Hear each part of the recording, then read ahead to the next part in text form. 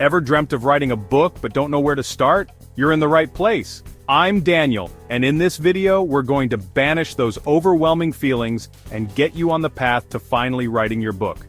Today, we're breaking down the process of starting your book into simple, actionable steps that will take you from a blank page to a completed manuscript. Before we dive in, make sure to subscribe to our channel and hit that like button for more awesome content. Okay, so you want to write a book, that's awesome. But before you even think about opening a Word doc, Shutter, we need to talk about your idea. Because let's be real, a killer concept is the backbone of any good book. So, how do you find that million-dollar idea? It's all about tapping into your passions, people. What gets you fired up? What topics could you talk about for hours on end? Is it the intricate workings of ancient civilizations, the thrill of a high-stakes heist, or maybe it's the heartwarming journey of self-discovery? Whatever it is, that's where you need to start digging. Now, I'm not saying your idea has to be groundbreaking or never before seen. In fact, some of the most successful books out there are fresh takes on familiar tropes. The key is to find a unique angle, a fresh perspective that will make your story stand out from the crowd. Once you have a general idea, it's time to refine it. Start by asking yourself some key questions. What's the core message of your story? Who are your main characters? What kind of world are they living in? The more specific you can get, the better. Think of it like this: your idea is a diamond in the rough. It has potential, but it needs some serious polishing to really shine. Brainstorm, jot down notes, create character sketches, and build out your world. The more work you put in at this stage, the stronger your foundation will be. Trust me, your future author self will thank you for it. Alright, you've got your killer idea, you're practically vibrating with excitement, and you're ready to unleash your inner wordsmith on the world. But hold your horses, Hemingway, because before you dive headfirst into the writing abyss, we need to talk about outlining. Think of your outline as a roadmap for your book. It's a bird's-eye view of your story, mapping out the major plot points, character arcs, and key scenes. Having an outline will keep you on track, prevent you from getting lost in the weeds, and save you from the dreaded writer's block. Now, there are a million different ways to outline, so find what works best for you. Some people prefer detailed outlines that read like mini novels, while others prefer a more bare-bones approach. Experiment with different methods and see what clicks. Personally, I'm a fan of the 3-act structure. It's a classic storytelling technique that divides your story into 3 parts: setup, confrontation, and resolution. This structure provides a solid framework for your plot and helps you create a satisfying arc for your characters. Within each act, you can break down your story into smaller chapters or scenes, jot down the key events that need to happen in each section, introduce new characters, and sprinkle in those plot twists that'll keep your readers on the edge of their seats. Remember, your outline is a living, breathing document. Embrace the outline, my friend, and watch your book take shape before your very eyes.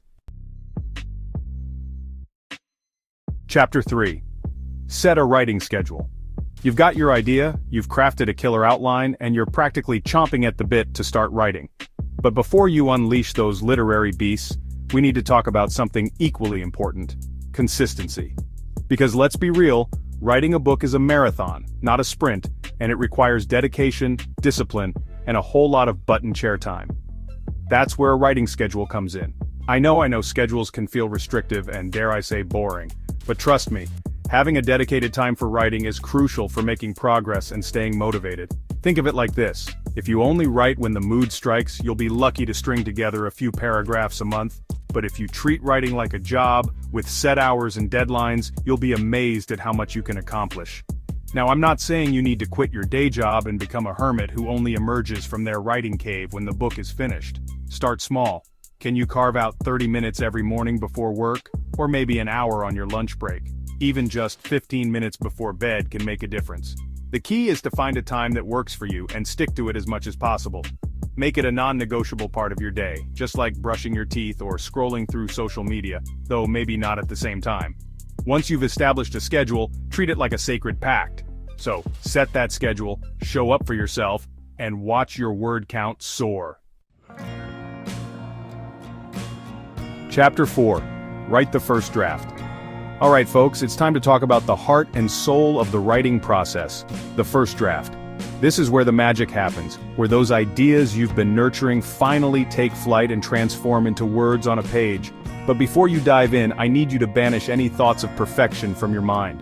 The first draft is not about creating a masterpiece, it's about getting the story out of your head and onto the page. Think of it like this. The first draft is like sculpting with clay. You're not worried about creating a perfect statue right away, you're just trying to get the general shape and form down. You'll have plenty of time to refine and polish later. So, how do you actually go about writing a first draft? Well, the most important thing is to just start writing. Don't get bogged down in the details or worry about making it sound pretty. Just let the words flow out of you, even if they're messy and disjointed. Remember that outline we talked about earlier? Now's the time to put it to good use. Use it as a guide to keep you on track, but don't be afraid to deviate from it if inspiration strikes. Sometimes the best ideas come when you least expect them. As you write, don't be afraid to experiment. Try different writing styles, play around with different points of view, and don't be afraid to kill your darlings, figuratively of course. The first draft is all about exploration and discovery. Now I know what you're thinking. But Jenna, what if I get stuck? What if the words just won't come? Don't worry, my friend, writer's block happens to the best of us. The key is to not let it paralyze you. If you find yourself staring at a blank page, try these tips. Step away from the computer and do something else for a while.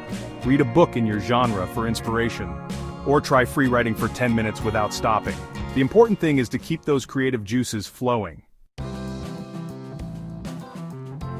Chapter 5. Revise and seek feedback. Congratulations, my friend, you've reached a momentous milestone. You've finished your first draft.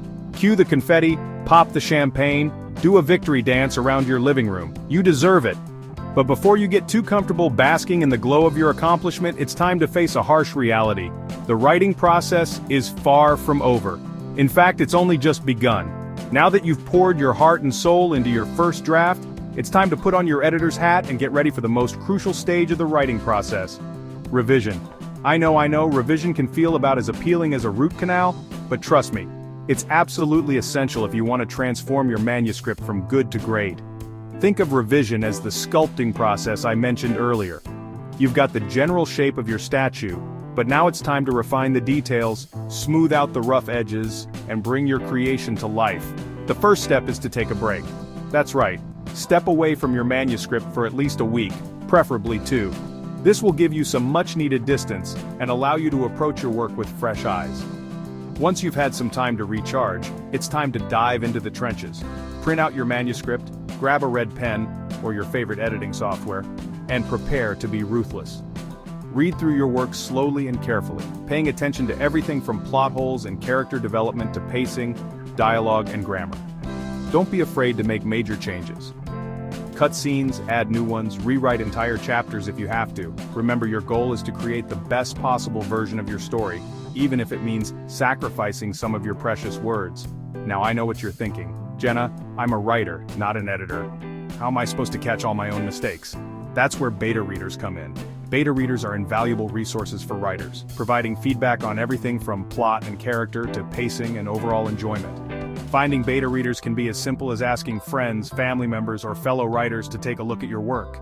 Just make sure they're willing to provide honest, constructive criticism. Once you've received feedback from your beta readers, it's time to revise again. Take their comments into consideration, make the necessary changes, and then, when you're ready, send your manuscript to a professional editor. Writing a book is a journey, and like any good adventure, it starts with a single step. Now that you have the steps to start writing your book, it's time to put pen to paper and bring your story to life. Remember, there will be challenges along the way, but don't give up. The world needs your story.